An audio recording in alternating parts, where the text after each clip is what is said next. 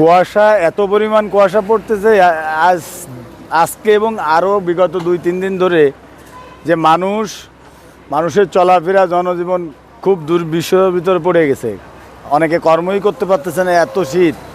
আর কুয়াশার জন্যে গাড়ি রোডে মানে ঠিকমতো যাওয়া আসাই করতে পারতেছে না।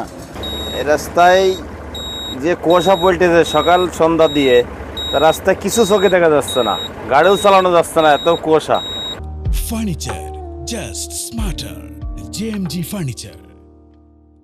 আমরা অটো চালাই, দিন আনিয়ে দিন খাক, এই কুয়াশার ভিতর লোকজন বেরোচ্ছে না, অভাবে জ্বালাই কোনো সংসার চলতেছে না, কুয়াশার ভিতর লোকজন বেরোচ্ছে না, লোক না বেরোলে ভাড়া হয় নাকি? একদিন শীতের কষ্ট, একদিন টাকার কষ্ট। এই মুহূর্তে মাগুরা জেলায় তথা মাগুরা শহরেও প্রচণ্ড শীতে মানুষের জবুথবু অবস্থা, শহরের মানুষেরও অত্যন্ত নাকাল অবস্থা।